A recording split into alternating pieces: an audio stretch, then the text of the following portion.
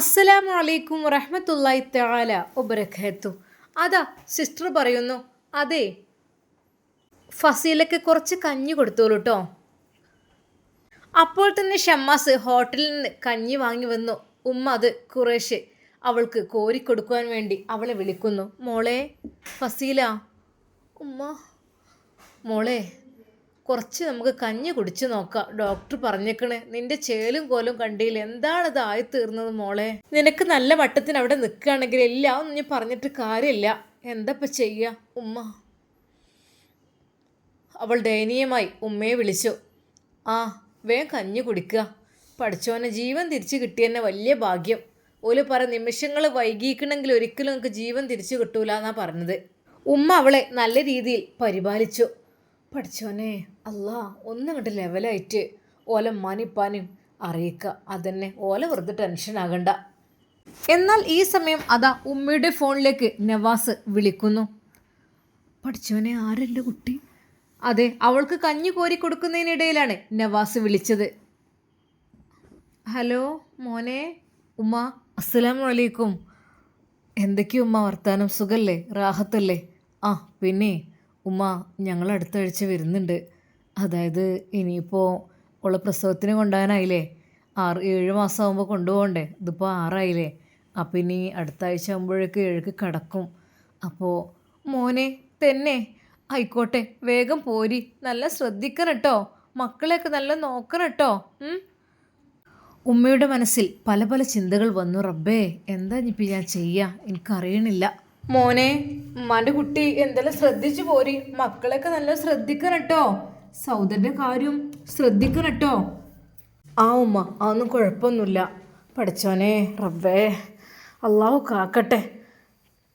ഒരു നിമിഷം ഉമ്മ വിചാരിച്ചു, റബ്ബേ ഇവള് മരണത്തോട് മല്ലിട്ട് ഇവിടെ കിടക്കുക, മറ്റോള് ഗർഭമായിട്ട് വരിക. റഹ്മാനെ പഠിച്ചോനെ, ഏതായാലും എൻ്റെ നവാസും ഇവളും തമ്മിലൊരു ബന്ധമില്ലല്ലോ.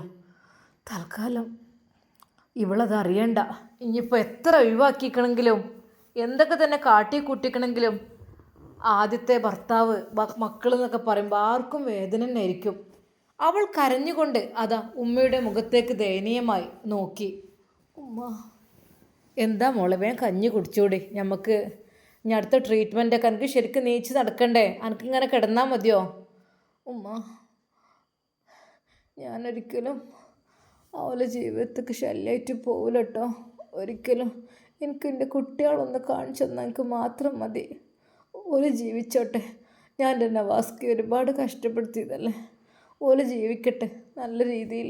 പാവാണ് നവാസ്ക, എനിക്ക് വേണ്ടി ഒരുപാട് ഓല് നല്ല രീതിയിൽ ജീവിക്കട്ടെ. ഞാനൊരിക്കലും ഓലെ കഷ്ടപ്പെടുത്താൻ പോകില്ലമ്മ. എപ്പോഴെങ്കിലും എൻ്റെ കുട്ടികളൊന്ന് കാണിച്ചു തന്നാൽ മതി, മരിക്കണതിന് മുമ്പ്. അവളുടെ ആ വാക്ക് കേട്ട് ഉമ്മ ഒരു നിമിഷം കരഞ്ഞു പോയി. മോളെ സാരല്ല, ഇജ് വേദ കുടിച്ചൂടും. അതൊക്കെ നമുക്ക് അസുഖം മാറിയിട്ട് എന്താ വെച്ചാൽ കാട്ടാം. ഇജ് ഏതായാലും ഇത് കുടിച്ചൂടും. ഉമ്മ മതിമ്മ. അതെ, അവളെ ആ ഉമ്മ നോക്കുന്നത് കണ്ടിട്ട് അവൾക്ക് തന്നെ സങ്കടം തോന്നി. അതെ പാവം ഉമ്മക്ക് എത്ര പ്രാവശ്യം ഞാൻ മന്തിയെല്ലാം ഓർഡർ ചെയ്ത് ഒറ്റക്ക് കഴിക്കും, ബാക്കി അങ്ങ് ഒഴിവാക്കും, അങ്ങനെയൊക്കെ ചെയ്യും. എന്നാലും പഠിച്ചോനെ ആ ഉമ്മയെക്കുറിച്ച് ഓർത്തപ്പോൾ അവൾക്ക് സങ്കടമാണ് വന്നത്. പല ദിവസങ്ങളിലും അതെ ഉമ്മ അറിയാതെ ഭക്ഷണം ഞാൻ വരുത്തിച്ച് കഴിക്കും. അങ്ങനെയൊക്കെ ഒരുപാട് ഉണ്ടായിട്ടുണ്ട്. അവൾക്ക് കുറ്റബോധം കൊണ്ട് അവളുടെ കണ്ണുകൾ നിറഞ്ഞൊഴുകി. ഭക്ഷണമെല്ലാം കൊടുത്ത് ഉമ്മ പുറത്തേക്ക് വന്നപ്പോൾ പെട്ടെന്ന് ഡോക്ടർ ഒന്ന് കാണണമെന്ന് പറഞ്ഞു. ഫസീലയുടെ കൂടെയുള്ളവർ ആ എന്തേ ഡോക്ടറെ? അത് ഫസീലക്ക് നല്ല രീതിയിൽ മാറ്റങ്ങൾ വന്നു തുടങ്ങിയിട്ടുണ്ട് കേട്ടോ. ഇപ്പോൾ ഭക്ഷണം കഴിച്ചില്ലേ? കൊടുത്തത് കഴിച്ചിക്കണ്. അപ്പോൾ നിങ്ങൾ ഇനിയിപ്പോൾ വേണമെങ്കിൽ നിങ്ങൾക്ക് ഡിസ്ചാർജ് എന്ന് ഞാൻ പറയുന്നില്ല. നിങ്ങൾ ഇവിടെ കിടത്താം. അതല്ല എന്നുണ്ടെങ്കിൽ നിങ്ങൾ വീട്ടിൽ പോയാലും നല്ല രീതിയിൽ നോക്കുക തന്നെ വേണം. നിങ്ങളുടെ ഇഷ്ടം എന്താ വെച്ചാൽ ചെയ്യാം. കാരണം ഇവിടുത്തെ ട്രീറ്റ്മെൻറ്റും കാര്യങ്ങളും ഇഞ്ചക്ഷനും കാര്യങ്ങളൊക്കെ കഴിഞ്ഞിട്ടുണ്ട്. പിന്നെ ഭക്ഷണം മെഡിസിൻ അതൊക്കെ കറക്റ്റ് രീതിയിൽ കൊടുക്കുകയാണെങ്കിൽ രോഗി പഴയ രീതിയിൽ തന്നെ ആയി വരും. അതല്ല നിങ്ങളതിൽ ഉഴപ്പ് കാണിക്കുകയാണെങ്കിൽ തീർച്ചയായും മറ്റൊരു അവസ്ഥയിലേക്ക് മാറാൻ ചാൻസ് ഉണ്ട്. ആയിക്കോട്ടെ, അതെന്താ വെച്ചാൽ കാട്ടാം. ഞാൻ എൻ്റെ മോനോടൊന്ന് സംസാരിക്കട്ടെ. എന്നാൽ ശരി, ഓക്കെ. അങ്ങനെ അത് ഉമ്മ ഷമ്മാസിനെ വിളിക്കുന്നു. ഷാമോനെ, മോനെ, ഓൾക്ക് നല്ല മാറ്റം ഉണ്ടെന്നാണ് പറഞ്ഞത്. എന്താ നീ ചെയ്യേണ്ടത്? അല്ല, നമ്മൾ വീട്ടിലേക്ക് കൊണ്ടുപോകുന്നത് ഒരിക്കലും ശരിയല്ല ഉമ്മ. അത് അല്ലേ, നവാസും മക്കളും വരുന്നുണ്ടല്ലോ അടുത്ത ആഴ്ച. ആണോ ഉമ്മ? അപ്പോൾ പിന്നെ പറഞ്ഞിട്ട് കാര്യമില്ല. ആ, എന്നാൽ ഓലമ്മാനെ വിളിക്കാം, അതായിരിക്കും നല്ലത്. പൊന്നു മോനെ, എന്തപ്പം ചെയ്യുക? ഓലമ്മാനെ വിളിച്ചിട്ടിപ്പോൾ ഓൾക്ക് നോക്കാൻ കഴിയുമോ? അല്ലാതുമ്മ എന്താ ചെയ്യുക? നമ്മൾ വീട്ടിലേക്ക് കൊണ്ടുവരുന്നത് ഒരിക്കലും ശരിയല്ല.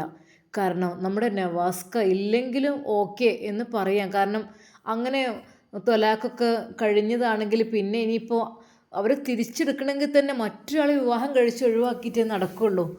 അല്ലാതിപ്പോൾ മോനെ, ഓൾ പറഞ്ഞിട്ടുണ്ട് ഒരിക്കൽ പോലും ഞാൻ നവാസ്കയുടെ ജീവിതത്തിലേക്ക് തിരിച്ചു വരില്ല, എൻ്റെ മക്കൾ എപ്പോഴെങ്കിലും ഒന്ന് കാണിച്ചു തന്നാൽ മതി എന്നോൾ പറഞ്ഞിരിക്കണ്. ആണോ ഉമ്മ? ഇനിയിപ്പോൾ ഞാൻ അവളുടെ ആങ്ങളെ ഒന്ന് വിളിച്ച് നോക്കട്ടെ കേട്ടോ, കാര്യങ്ങളൊന്ന് മോനെ നോക്ക്. കാരണം ഡോക്ടർ പറഞ്ഞിട്ടുണ്ടെങ്കിൽ മെഡിസിനും കാര്യങ്ങളും ഫുഡും ശ്രദ്ധിച്ചാൽ തന്നെ പഴയ ജീവിതത്തിലേക്ക് തിരിച്ചു വരുമെന്ന് പറഞ്ഞിട്ടുണ്ട്. ആയിക്കോട്ടെ ഉമ്മ, നോക്കട്ടെ.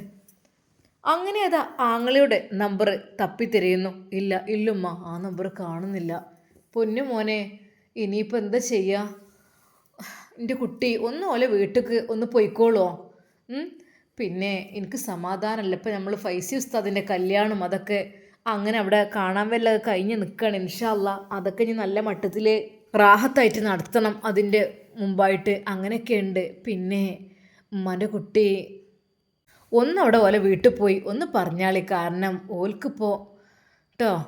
ആ ഉമ്മ, ആയിക്കോട്ടെ. ആ നിമിഷം തന്നെ അതാ ഷമ്മാസ് നേരെ ഫസീലയുടെ വീട്ടിലേക്ക് ഇറങ്ങി പുറപ്പെടുന്നു. അതെ, ആ വീട്ടിൽ ആ സിറ്റൗട്ടിൽ ആ പിതാവ് അവിടെ ഇരിക്കുന്നുണ്ട്, അലക്ഷ്യമായി ദൂരേക്ക് നോക്കിക്കൊണ്ട്. ആ പ്രായമായ ഉമ്മയും തൊട്ടരികിൽ. ഷമ്മാസിൻ്റെ കാറിൻ്റെ ശബ്ദം കേട്ട, എടി ആരാ വന്നിക്കണമെന്ന് നോക്കാം, വണ്ടിൻ്റെ ഒച്ചപ്പാടത് കേൾക്കണ്. എൻ്റെ പൊന്നാര മനുഷ്യ, ആരാന്നാ ഒരു കാർ അവിടെ വന്ന് നിൽക്കുന്നുണ്ട്. ഔ, കാണെങ്കിൽ ഒന്നിനും കഴിയണമില്ല. ആരാപ്പോ? ഉമ്മ, ഉപ്പ, അസ്സലാമു അലൈക്കും. ഷമ്മാസ് അതാ കയറി വരുമ്പോൾ തന്നെ അത് പറഞ്ഞു. കുട്ടിയെ, എൻ്റെ ഒച്ച എവിടെ ഒരു കേട്ട പരിചയമുണ്ടല്ലോ. ഇക്ക, അതാരുമല്ലേ, നമ്മൾ ഷാമോൻ തന്നെയാണ്. മോനെ ഇരിക്ക്. ഷാമോനെ കണ്ടതും ആ ഉമ്മ കരയുകയായിരുന്നു. എന്നാൽ ഉപ്പയുടെ കാഴ്ചശക്തി കുറേയൊക്കെ നഷ്ടപ്പെട്ടിട്ടുണ്ട്. എങ്കിലും ഒരു മങ്ങലോടെ, ആരാപ്പം എനിക്ക് മുഖത്തൊക്കെ നോക്കിയിട്ടുണ്ട്, കാണണമില്ല. കുട്ടി ഇരിക്കേ, മനസ്സിലായില്ലേ, നമ്മൾ ഷാമോനെ. ഇരിക്കി, നമ്മുടെ ഫസീലാൻ്റെ. ആ, പഠിച്ച റബ്ബേ, ഞാൻ ഇവളോട് പറഞ്ഞിട്ടുള്ളൂ ആ കുട്ടി ഇടയ്ക്കിടയ്ക്ക് വരുമ്പോൾ മനസ്സൊക്കെ ഒരു സമാധാനമായിരുന്നു. ഇപ്പം അതുമില്ല എന്നുള്ളത്. കുട്ടിയെ സുഖമല്ലേ? എന്നാൽ ആ ഉമ്മ കരയുകയായിരുന്നു. മോനെ, എൻ്റെ പൊന്നു മോനെ, എന്താ ചെയ്യുക? സാരല്ല, ഞങ്ങൾ കഷ്ടപ്പെട്ട് പോറ്റി വളർത്തിയതായിരുന്നു ഓളോളം ഇഷ്ടം പോലെ. ആരെ കൂടെ ഒന്നും അറിയില്ല. അതിനെക്കുറിച്ച് കണ്ണീര് വാർത്തിരിക്കലെന്നെ. എത്രയായാലും പെറ്റ തള്ളല്ലേ ഞാൻ, എനിക്ക് പൊറുക്കുമോ? ഓളെന്തൊക്കെ കാട്ടിക്കൂട്ടിയാൽ എപ്പോഴും തോർക്കും റബ്ബേ, എവിടെയാണെങ്കിലും സുഖത്തിൽ ജീവിച്ചോട്ടെ. അല്ലാതെ ഇപ്പം എന്താപ്പം ചെയ്യുക? നവാസിൻ്റെ അടുത്ത് നിന്ന് ഓളാണ് പോയില്ലേ. എന്തോ ഒരു നല്ല മനുഷ്യനേനു ഓൻ്റെ മക്കളെയും കൂടെയുള്ള ജീവിതം എന്ന് വെച്ചാൽ അത് നല്ല റാഹത്തായിരുന്നു. നല്ല സുഖമാണ് ഓൾക്ക്. എല്ലാവർക്കും ഒരു പറച്ചിലായിരുന്നു. എന്നും ഗൾഫിലല്ലേ പുതിയാപ്പിളിലപ്പോൾ പ്രസവവും കാര്യങ്ങളും. അതും അവിടെ നല്ലൊരു സ്വാലിഹായൊരു പുതിയാപ്പിളയും നല്ല പൈസയും നല്ല സ്വഭാവം എല്ലാം ഉള്ളത്, എല്ലാം കൊണ്ട് സുഖമാണ്. ഓളായിട്ട് തട്ടിത്തെറിപ്പിച്ചില്ല, പറഞ്ഞിട്ട് കാര്യമില്ല. ആ ഉമ്മ വിതുമ്പുകയായിരുന്നു. ഉമ്മ, ഷമ്മാസ് വണ്ടിയിൽ നിന്ന് അപ്പോൾ തന്നെ, ഉമ്മ ഇത് ഞാൻ എടുക്കാൻ മറന്നുപോയി. ആ ഉമ്മാക്കും ഉപ്പാക്കും വേണ്ട ഫ്രൂട്ട്സും സാധനങ്ങളുമെല്ലാം വാങ്ങിയിരുന്നു. പൊന്നു മോനെ, എന്തിനാ എൻ്റെ കുട്ടി ഇതൊക്കെ വാങ്ങിക്കൊണ്ടിരുന്നത്? എന്നും ഇങ്ങോട്ട് വരുമ്പോൾ ഇത് എന്തിനാ കൊണ്ടുവരുന്നത്? ഉമ്മ വന്നിട്ട് കുറേയില്ലേ? അല്ല, എവിടെ നമ്മൾ അളിയന്? ആ, ഓന് ഒരു ഷോപ്പിൽ നിൽക്കുകയാണിപ്പോൾ. ഓനൊന്ന് പോകാനുള്ള പരിപാടി ഉണ്ട്. ഞാൻ പറയാം, എൻ്റെ മോന് പോയാലിപ്പോൾ ഞങ്ങൾക്ക് ആരുണ്ടാവില്ല. പിന്നെ മറ്റോല് കുറച്ച് അപ്പുറത്തല്ലേ, കുറച്ചാണ് പോകണ്ടേ. പിന്നെയെന്ന് വെച്ചാൽ ഓൻ്റെ പെണ്ണുങ്ങൾ അങ്ങനെയൊന്നും വിടുന്നില്ല. എന്നാലും ഇടയ്ക്കൊന്ന് വണ്ടിപ്പാഞ്ഞൊക്കെ വരും. പിന്നെ ഇപ്പോൾ ആദ്യം ഓൾക്ക് ഇവിടെ പറ്റൂല, അത്ര വലിയ പെരയും കൂടിയും സ്ഥലമൊക്കെ പറ്റുള്ളേനു. നമ്മളീ പെര ഓൾക്ക് പറ്റൂലല്ലോ ഫസീലാക്ക്. അല്ലാ പഠിച്ചോനെ, ഏതായാലും അവിടുന്ന് ഓള് പോയി. വല്ലാത്തൊരു പുതുമ തന്നെയാണിത്. ആ ഉമ്മ കരയുകയായിരുന്നു. എവിടെ, ജീവനോടുണ്ടോ ഇല്ല ആർക്കറിയാം. ഒരു വിളിയില്ല, ഒന്നുമില്ല, നമ്പറും ഇല്ല. ഉമ്മ, ഉപ്പ, നിങ്ങളോടൊരു കാര്യം പറയാനാണ് ഞാൻ വന്നത്. എന്തേ മോനെ, എന്തെങ്കിലും സംഭവിച്ചോ ഓൾക്ക്? ആ ഉമ്മ പൊട്ടിക്കരഞ്ഞു. അല്ലമ്മ, ഒന്നും സംഭവിച്ചിട്ടില്ല, ഹോസ്പിറ്റലിലുണ്ട്. പഠിച്ചോനെ, എന്ത് പറ്റിയത്? ഒന്നുമില്ലമ്മ, ഇപ്പം സുഖമായിട്ടുണ്ട്. ചെറിയൊരു ക്ഷീണം സംഭവിച്ചാന്ന് തോന്നുന്നു. ഉമ്മ, പൊന്നു മോനെ, നിങ്ങളെങ്ങനെയാ അതറിഞ്ഞത്? അതെങ്ങനെയൊക്കെ അറിഞ്ഞുമ്മ. ഉമ്മ അവരെ കണ്ടുപിടിച്ചു. അല്ലാ പഠിച്ചോൻ, എൻ്റെ കുട്ടിക്ക് കിട്ടിയ ഉമ്മാൻ്റെ ഒരു ഭാഗ്യം. ഓളൊരു ഭാഗ്യല്ലേ അങ്ങനത്തെ ഒരു ഉമ്മാനെ കിട്ടിയത്, ഐഷുമ്മാനെ പോലത്തെ ഒരു ഉമ്മാനെ കിട്ടിയത്. അതൊക്കെ ഇട്ടറിനോള് പോയില്ലേ. എന്നിട്ട് പൊന്നു മോനെ എവിടെ? ഉമ്മ ഹോസ്പിറ്റലിലുണ്ട്, ഗവൺമെൻറ് ഹോസ്പിറ്റലിൽ ആരോ കൊണ്ടുപോയിട്ടതായിരുന്നു. പിന്നെ കണ്ടുപിടിച്ച് പ്രൈവറ്റിലേക്ക് ആക്കിയപ്പോൾ കുഴപ്പമില്ല, ഇപ്പോൾ ഡിസ്ചാർജ് ചെയ്യണമെന്ന. മോനെ, ആരാണ് ആശുപത്രി ഉള്ളത്? ഉമ്മയാണ്. പടച്ച റബ്ബേ, അല്ലാ, ആ പെണ്ണിൻ്റെ ഒരു മനസ്സ്, അള്ളാഹുവേ ദീർഘായുസ്സും ആഫിയത്തും പ്രദാനം ചെയ്യ് റഹ്മാനെ. ഉമ്മ, ഇനിയിപ്പോൾ എന്ത് ചെയ്യാന്ന് അറിയുന്നില്ല. കാരണം നവാസ്ക വേറെ കല്യാണം കഴിച്ചു.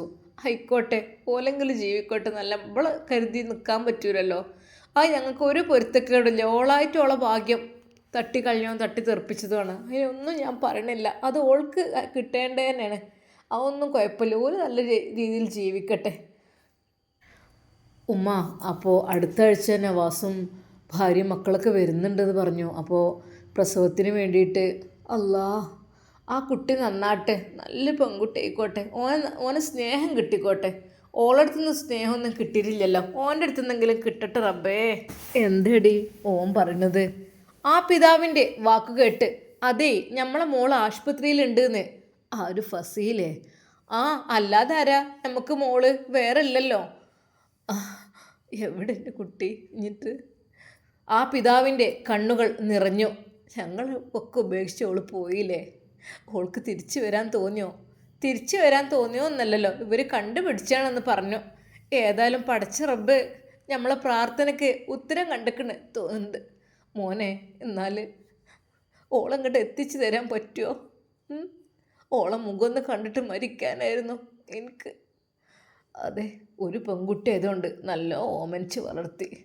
ഓളെ ഇഷ്ടത്തിന് വലിയ തറവാട്ട് കെട്ടിക്കലും ഒക്കെ കഴിഞ്ഞ്. പക്ഷെ ഒക്കെ ഇട്ടറിഞ്ഞോള് പോയില്ലേ. ഉപ്പ, നിങ്ങൾ വിഷമിക്കല്ലേ.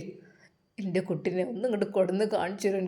എനിക്ക് അത്രക്കും എൻ്റെ കുട്ടി കുറേ തെറ്റ് ചെയ്തതാണല്ലേ.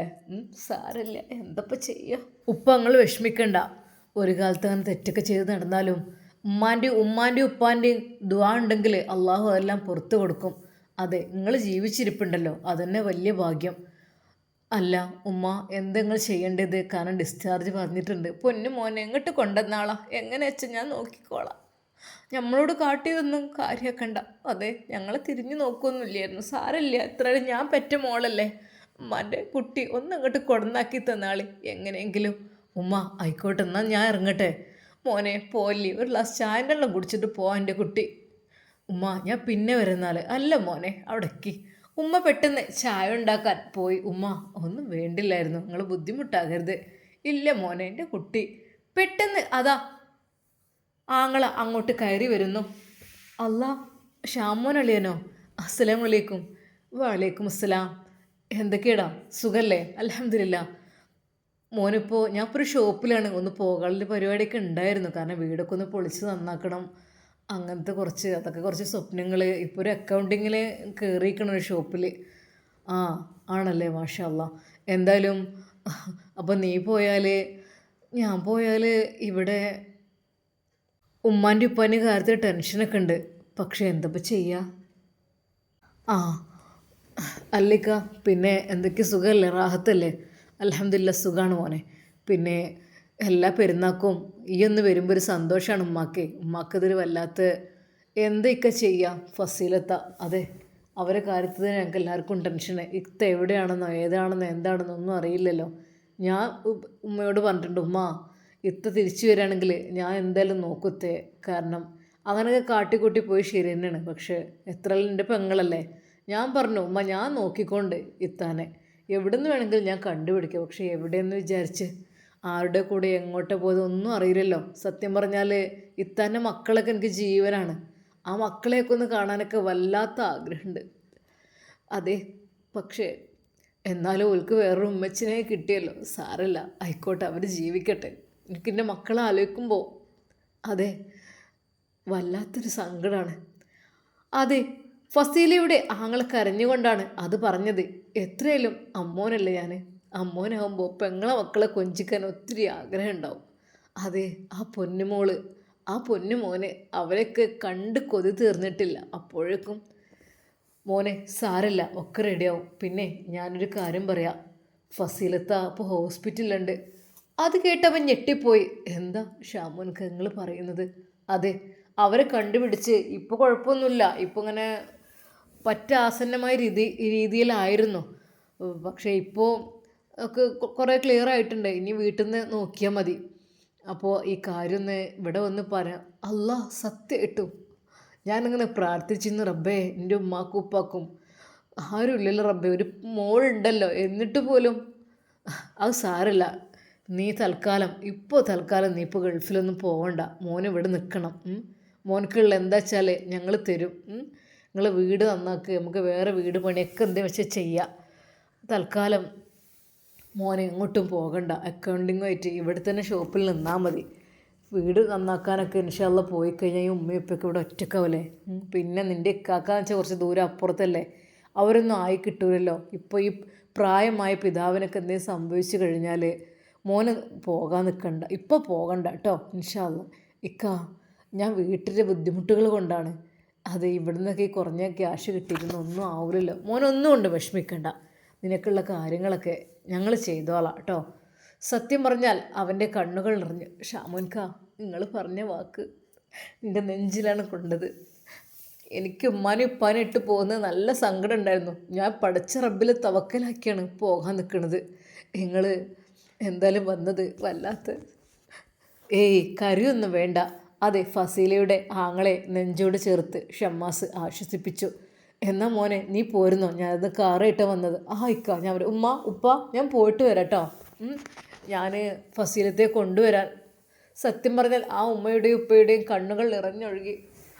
നമ്മളെ പ്രാർത്ഥനയുടെ ഫലമായിട്ടാണ് അവൾ തിരിച്ചു വരുന്നത്.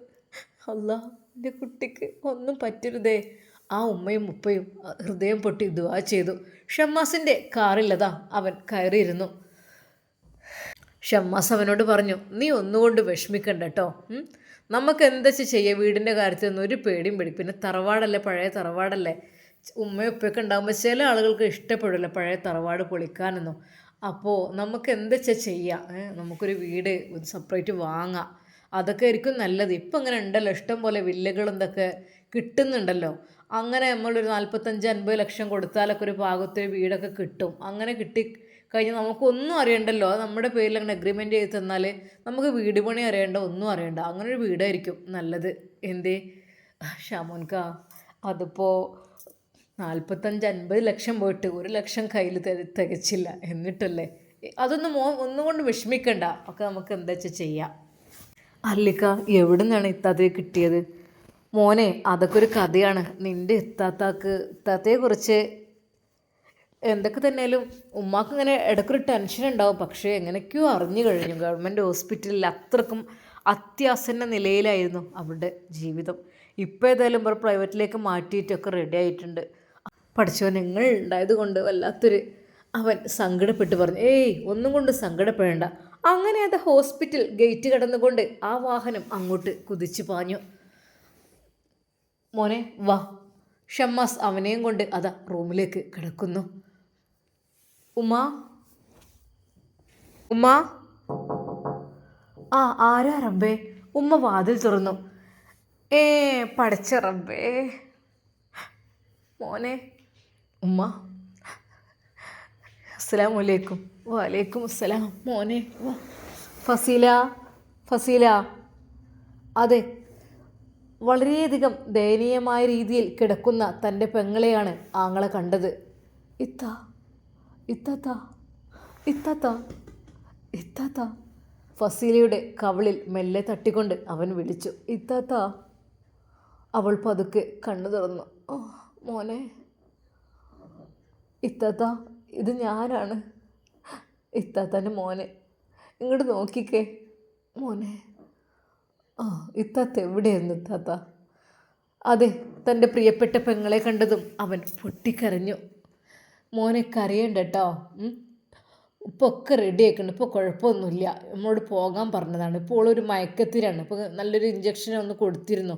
ഒരു ഞരമ്പിലേക്ക് ഇങ്ങനെ രക്തോട്ടമൊക്കെ ശരിയായിട്ട് ഉണ്ടാവാനുള്ള അത് കൊടുത്തപ്പോൾ ഒന്ന് ഇങ്ങോട്ട് മയങ്ങിയതാണ്. ഡോക്ടർ പറഞ്ഞിരുന്നു റെഡി ആവുമെന്ന് പറഞ്ഞിട്ടുണ്ട്. മോൻ കരയണ്ട ഉമ്മ. എൻ്റെ ഇത്താത്ത, ഞങ്ങൾ ഒരിക്കലും ഇത്താത്തയെ കാണുമെന്ന് വിചാരിച്ചതല്ല. ആ ഉമ്മയുടെ മുമ്പിൽ നിന്ന് ഒരു കൊച്ചു മോനെ പോലെ അവൻ വിതുമ്പിക്കരഞ്ഞു. ഏയ് പൊന്നു മോനെ കരയല്ലേ, ഇജ്ജ് വരുമ്പോൾ ഒരു ആശ്വാസമാണ് എനിക്ക്. എൻ്റെ കുട്ടി പെരുന്നാക്കായാലും ഒക്കെ ഒന്ന് വന്ന് പോവുമല്ലോ.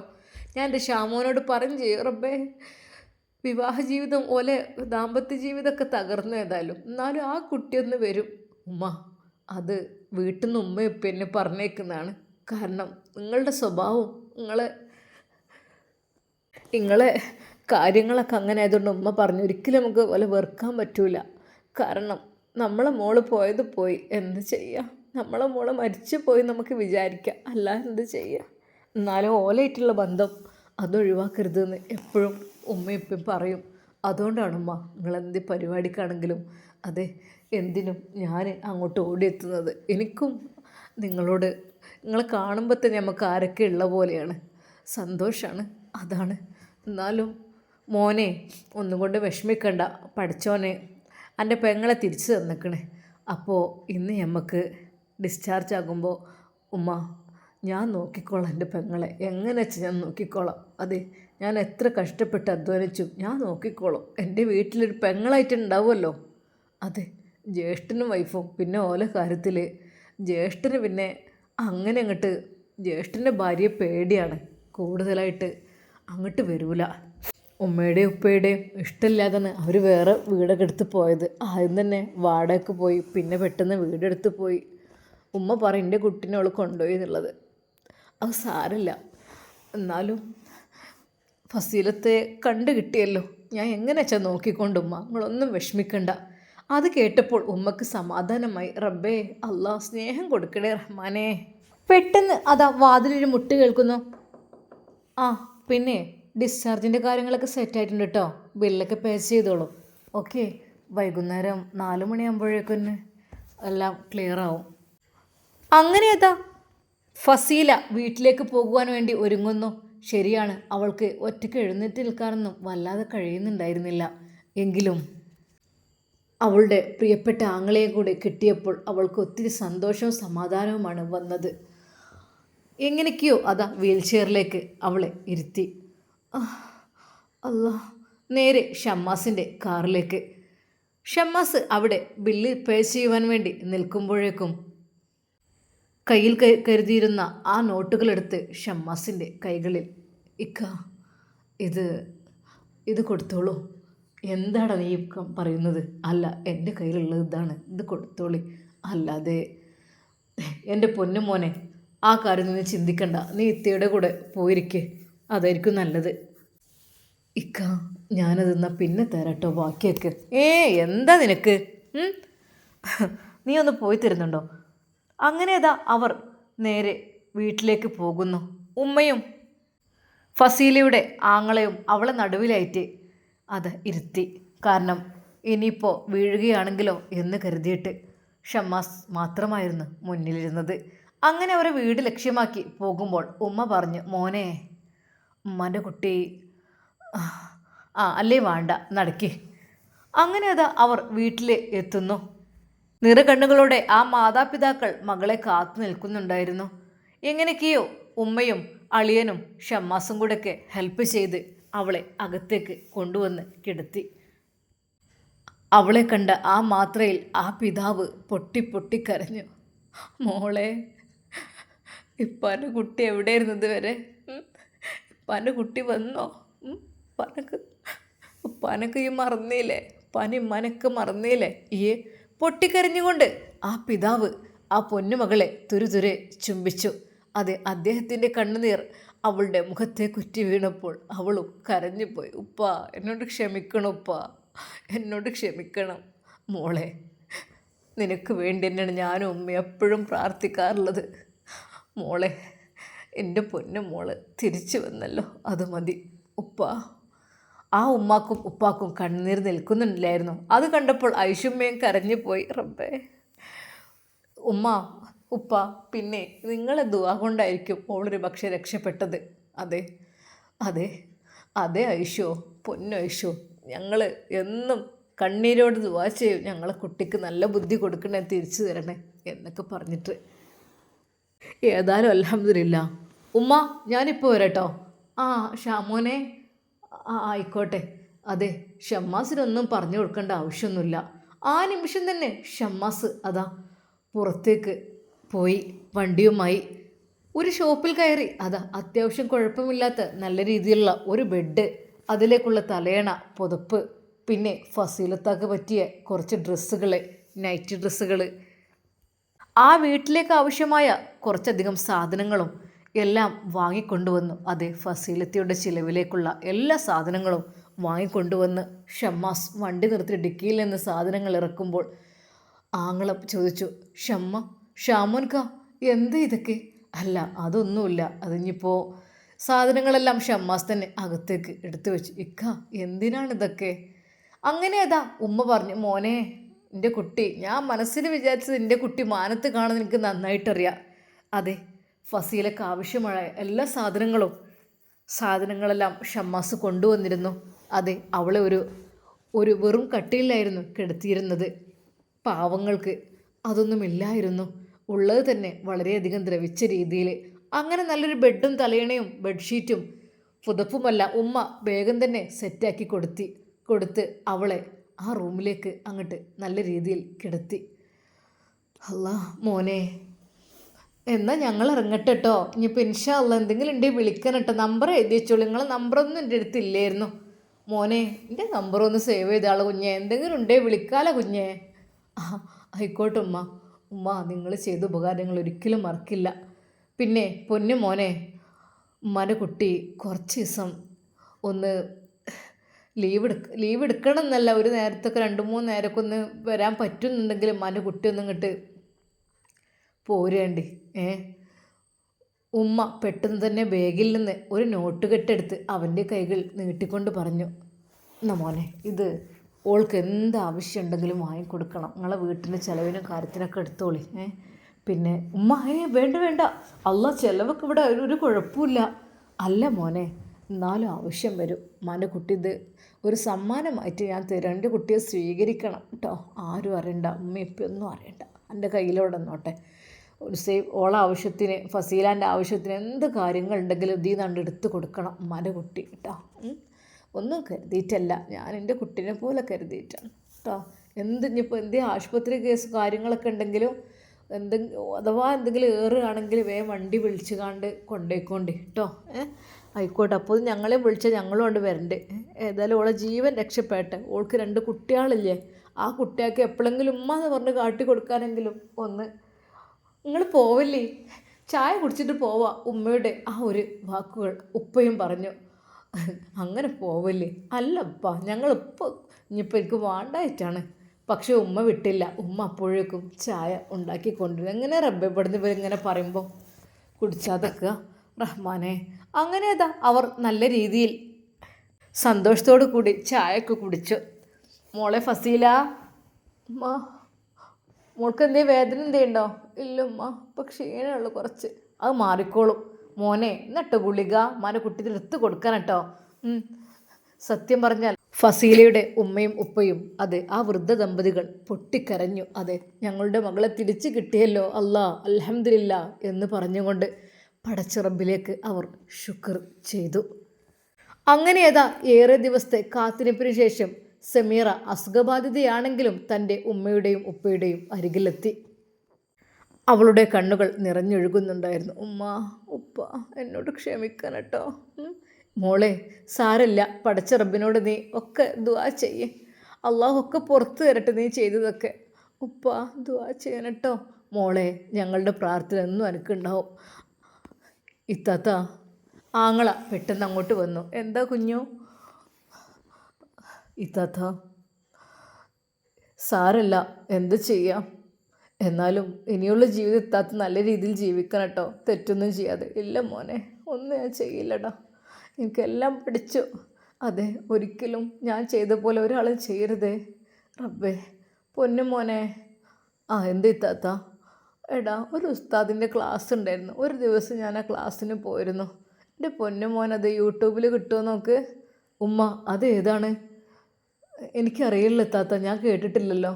മോനെ, ഉണ്ടടാ, ഇതൊരു ഫൈസി ഉസ്താദാണ്. പറ്റുന്നുണ്ടെങ്കിൽ ഈ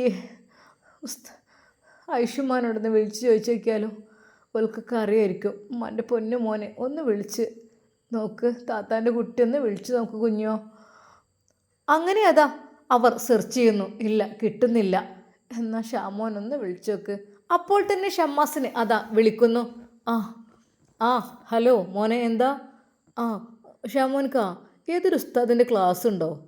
അത് ഇത്താത്ത കേൾക്കണമെന്ന് വെച്ച് തരുമെന്നൊക്കെ ചോദിക്കുന്നുണ്ടായിരുന്നു. ഏതാണത്? ഫൈസി ഉസ്താദ് എന്തോ പറഞ്ഞു. നമ്മൾ ഫൈസി ഉസ്താദ്. അതോ? അതെ, അതിൻ്റെ ലൈവിൻ്റെ ലിങ്ക് ഞാൻ വിട്ടുതരാം. എന്തൊക്കെ തന്നെയാലും അല്ലാ റബ്ബേ, നല്ല ബുദ്ധി കൊടുക്ക്. അതെ, ഫസീല നന്നാവാൻ തീരുമാനിച്ചിരിക്കുന്നു.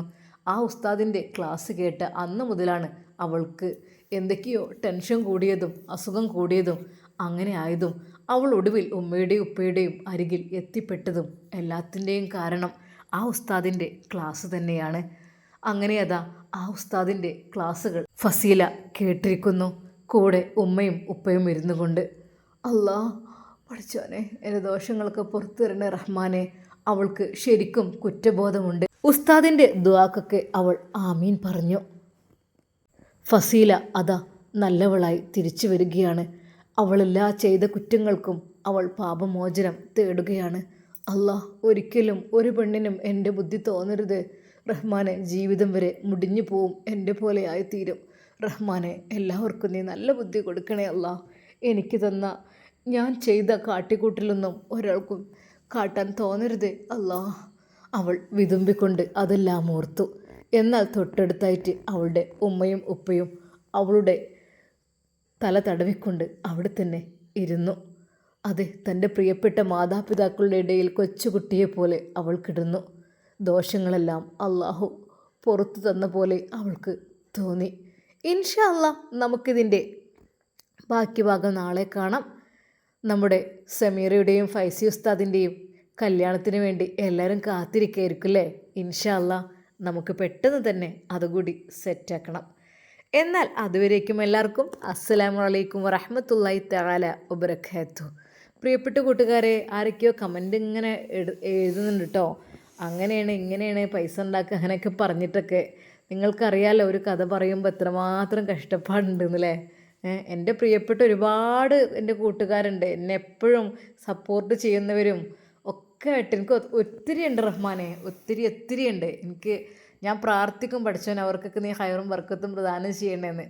നമ്മൾ എല്ലാവരും ഒരുപാട് പ്രായമായവരൊക്കെ ഒരുപാട് ഇങ്ങനെ കാത്തിരിക്കുമ്പോൾ നമുക്ക് പെട്ടെന്ന് ഇല്ലാതാക്കുമ്പോൾ ഒരു സുഖമല്ലല്ലോ. പിന്നെ പ്രവാസികളായ ഒരുപാട് ആളുകളുണ്ട്, അവർ പറയുന്ന കഥ കേൾക്കുമ്പോൾ ഒരു സന്തോഷമാണ്, സുഖമാണെന്നൊക്കെ പറയും. പിന്നെ അതിൻ്റെ ഇടയിൽ എന്തെങ്കിലും വിഷമം ഉണ്ടാകുന്നതാകുമ്പോൾ എല്ലാവർക്കും വിഷമം ഉണ്ടാവും. അതിനൊക്കെ ഞാൻ പ്രത്യേകം സോറി പറയുന്നു. പിന്നെയെന്ന് വെച്ചാൽ നമ്മുടെ ഈ കഥയിലൊക്കെ ഓരോ പാഠങ്ങളുണ്ട് കേട്ടോ. ഇപ്പോൾ നമ്മുടെ ഫസീല ഒരു കാലത്ത് ഭയങ്കര എന്താ പറയുക, എല്ലാവരെയും അവൾക്കും ഒറ്റയ്ക്ക് ജീവിക്കാൻ കഴിയും, ആരുമില്ലെങ്കിലും കുഴപ്പമില്ല, ഭർത്താവ് വേണ്ട, മക്കൾ വേണ്ട, എന്തിനാറ് ഐഷുമ്മനൊക്കെ ഒരുപാട് ചീത്ത പറഞ്ഞ്, തള്ള നിങ്ങൾ എന്തിനാ എൻ്റെ കാര്യം നോക്കണേ അങ്ങനെയൊക്കെ പറഞ്ഞ് ഒരുപാട് ചീത്തയൊക്കെ പറഞ്ഞു. പക്ഷേ അവസാനമായപ്പോൾ ആ ഐഷുമ്മ തന്നെയാണ് അവളെ കൈ പിടിച്ച് കൊണ്ടുവരാൻ ഹോസ്പിറ്റലിലാക്കാനൊക്കെ ഉണ്ടായത് അല്ലേ. അപ്പോൾ നമ്മൾ ആരോഗ്യം ക്യാഷൊക്കെ ഉള്ള കാലത്ത് നമ്മൾ ഒരുപാട് അഹങ്കരിച്ചിട്ട് കാര്യമില്ല. ഏത് നിമിഷവും പടച്ച റബ്ബ് അത് എടുത്തു കളയും എന്നുള്ളൊരു ചിന്ത കൂടെ നമ്മുടെ മനസ്സിൽ ഉണ്ടാകുന്നത് നല്ലതാണ്. കാരണം ഈ ഒരു ആരോഗ്യം, ഇന്നത്തെ ഈ ഒരു ആരോഗ്യം നമുക്ക് നാളെ ഉണ്ടാവില്ല. ഇന്ന് നമ്മളിട്ട ഡ്രസ്സ് ഒരു പക്ഷേ നാളെ നമ്മളായിരിക്കില്ല അത് അഴിക്കുക അല്ലേ. ഒരു പക്ഷേ മരണപ്പെട്ടു പോയിട്ടുണ്ടെങ്കിൽ വേറെ ആരെങ്കിലും ആയിരിക്കും. എന്തായാലും അല്ലാഹു സുബ്ഹാനഹു വ തആല നമുക്കൊക്കെ ഈമാനോട് കൂടിയുള്ള മരണം നൽകട്ടെ എന്ന് നമുക്ക് പ്രാർത്ഥിക്കാം. ആമീൻ യാ റബ്ബൽ ആലമീൻ. അസ്സലാമു അലൈക്കും വറഹ്മത്തുള്ളാഹി തആല വബറകാതുഹു.